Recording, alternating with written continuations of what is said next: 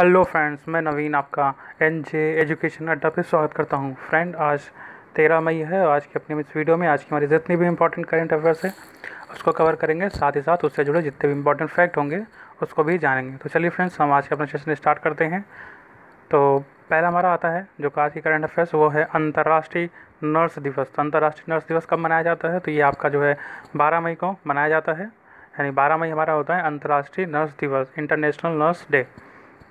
बात करते हैं इसका मतलब क्यों मनाया जाता है, तथा इसका आयोजन क्यों किया जाता है और इसका पहली बार आयोजन कब किया गया था, इस बारे में चलिए चर्चा करते हैं। तो इस दिवस का आयोजन जो है मुख्य रूप से आधुनिक नर्सिंग की जनक जो थी फ्लोरेंस नाइटिंगेल की याद में ये विशेष मनाया जाता है। और अंतर्राष्ट्रीय नर्स दिवस 2020 जो इस बार की जो थीम थी वो मोस्ट इम्पॉर्टेंट है, क्योंकि इस टाइम जो भी डॉक्टर से रिलेटेड और डिफेंस से रिलेटेड जो भी सेक्टर हैं उनका काफ़ी चर्चा में है, और इसलिए ये जो है आपको किसी ना किसी एग्ज़ाम में इसकी थीम और इस दिवस के बारे में पूछा जा सकता है। तो इसकी जो थीम थी वो वेरी इंपॉर्टेंट है, वो है nursing the world to health. जी हाँ, इसकी थीम क्या थी? इसकी थीम थी nursing the world to health. तो आप इसकी थीम बहुत इंपॉर्टेंट है, इसकी थीम हमें याद करनी पड़ेगी। और इस दिवस को जो है सर्वप्रथम 1965 में इंटरनेशनल काउंसिल ऑफ नर्स के द्वारा जो है मनाया गया था। इसके बाद जनवरी 1974 में यह दिवस जो है 12 मई को फ्लोरेंस नाइटिंगेल की जो है सालगिरह पर जो है ये मनाया जाता है। तो यहाँ से हमें 3 चीज़ याद रखनी है। पहला तो नर्स दिवस कब मनाया जाता है, तो आपका जो हो जाएगा वो 12 मई हो जाएगा। और इस वर्ष की जो थीम थी वो मोस्ट इम्पॉर्टेंट है। वो थीम क्या थी? तो वो थीम जो थी वो nursing the world to health, इसकी थीम इम्पॉर्टेंट है। और ये भी पूछा जा सकता है कि नर्स डे जो है किसकी उपलक्ष्य में मनाया जाता है, तो इसका भी ये भी हमें याद रखना है। ये जो है आपका नाइटिंगेल यानी फ्लोरेंस नाइटिंगेल के सालगिरह के उपलक्ष्य में मनाया जाता है। ये एक नर्स थी। चलिए नेक्स्ट हमारा आता है स्वास्थ्य वायु। ये आप देख सकते हैं, ये एक कह सकते हैं आविष्कार है, इसके बारे में जानते हैं। इसे जो है वैज्ञानिक तथा औद्योगिक अनुसंधान परिषद की नेशनल एयर स्पेस लेबोरेटरी के द्वारा इसे बनाया गया है। अब इसके द्वारा होगा क्या? तो यह एक कह सकते हैं कि वेंटिलेटर मशीन है जैसे, और जो गंभीर रूप से असमर्थ रोगियों द्वारा जिनको सांस लेने में तकलीफ होती है, तो उनको यह हवा को जो है वो फेफड़ों के अंदर एवं बाहर ले जाने के लिए इसका निर्माण किया गया है। इसलिए यह एक यांत्रिक वेंटिलेटर है। इसका नाम इनवेसिव बीपैप रखा गया है। अब इस वेंटिलेटर का एक माइक्रो कंट्रोल आधारित सटीक close loop adaptive controller system है इसमें, जो इस पूरे प्रोसेस को एक्टिव कराएगा। तो जैसे आप ये देख सकते हैं, ये हमारा पूरा है। तो इससे यही पूछा जाएगा कि ये जो है किसके द्वारा जो है इसका निर्माण किया गया है। तो इसका निर्माण जो है औद्योगिक वैज्ञानिक एवं औद्योगिक अनुसंधान परिषद द्वारा इसका निर्माण किया गया है। ठीक है। तथा दूसरा इससे ये चीज़ पूछी जा सकती है, इसका उपयोग क्या है? तो इसका उपयोग जो है वो जो फेफड़ों में जो है वायु को, हवा को जो है प्रोवाइड कराने के लिए, हवा को अंदर ले जाने और बाहर ले जाने के लिए जो है इसका मुख्य रूप से इसका कार्य है। चलिए नेक्स्ट आता है। नेक्स्ट हमारा है चैंपियन पोर्टल। अब ये क्या है? तो सूक्ष्म लघु एवं उद्यम मंत्रालय के द्वारा इसे जो है इसकी शुरुआत की गई है, इस पोर्टल की। अब इसके द्वारा होगा तो यह एक सूचना प्रणाली है जिसके अंतर्गत एमएसएमई क्षेत्र के राष्ट्रीय तथा वैश्विक स्तर पर सक्षम बनाने, गुणवत्ता आवश्यकता प्राप्त करने तथा प्रशासनिक बाधाओं को दूर करने में इससे जो है वो हमें हेल्प होगी।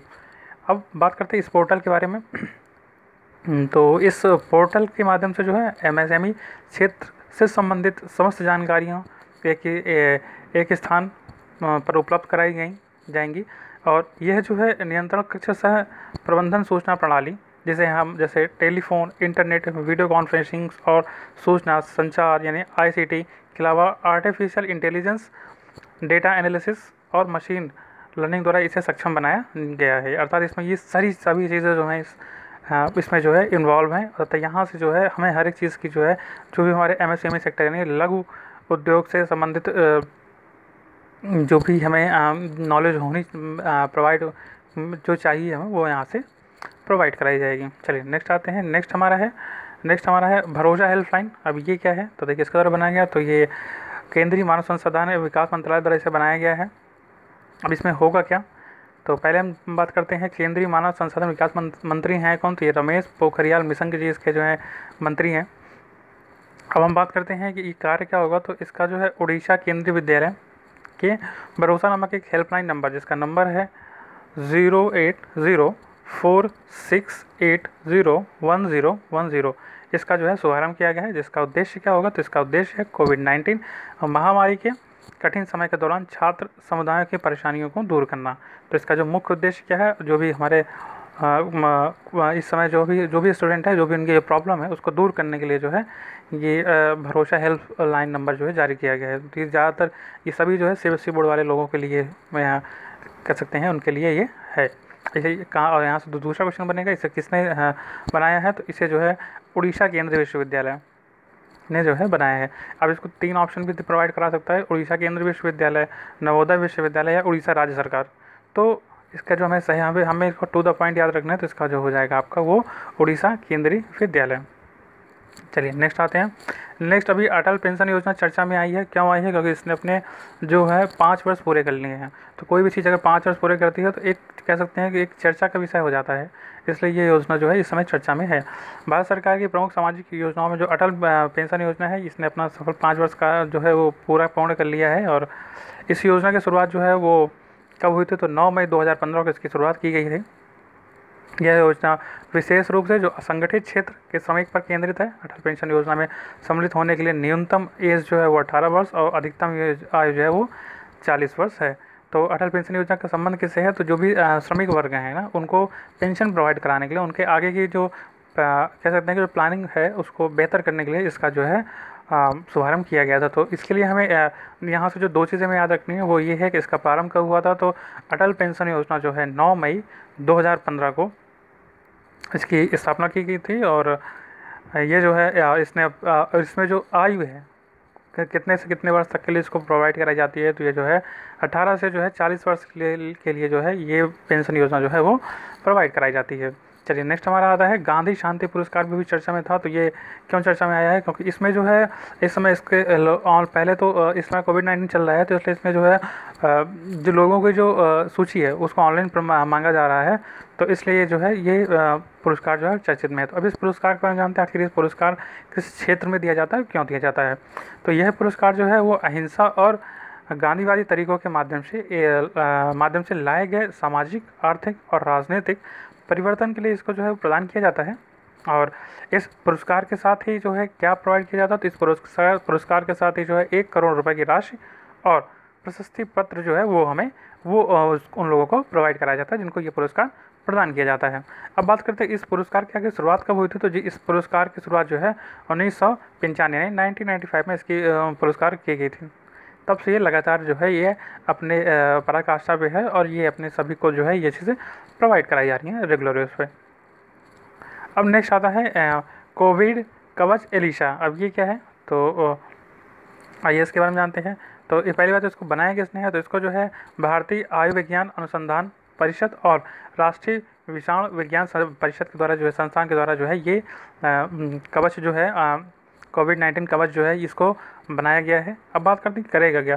तो ये जो है कोविड कवच एलिशा से मानव शरीर में मौजूद कोविड-19 के एंटीबॉडी का पता लगाया जाएगा। और कोविड कवच एलिशा से 2.5 घंटे में के एक परीक्षण में एक साथ 90 जो है उनका जो है 90 नमूनों का जो है परीक्षण किया जा सकता है।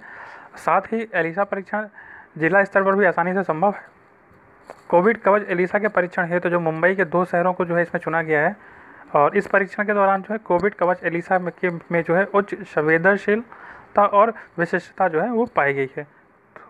तो इसलिए जो है लेकिन अभी को हम शॉर्टकट में समझते हैं तो ये है क्या, तो ये जो है आपका एक कह सकते हैं एक कवच है जो कोविड-19 से जो है के परीक्षण को जो है आसानी से परीक्षण करेगा। और इसको जो है आप पर्टिकुलर किसी बड़े क्षेत्र में नहीं, आप एक ज़िले में भी लगा सकते हो। जैसे आप छोटे से छोटा जो भी ज़िला होगा उसमें भी आप इसको आसानी से यूज़ कर सकते हो लगा करके।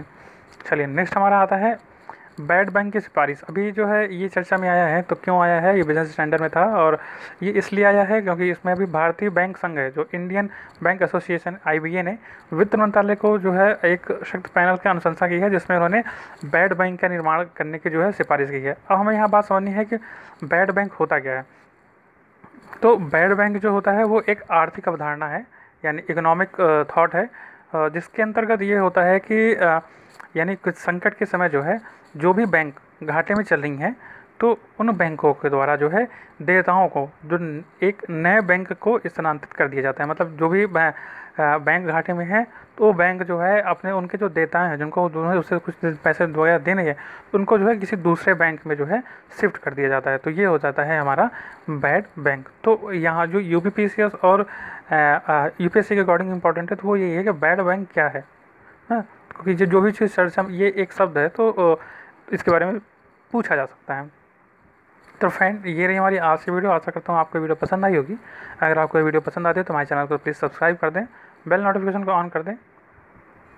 धन्यवाद। जय हिंद।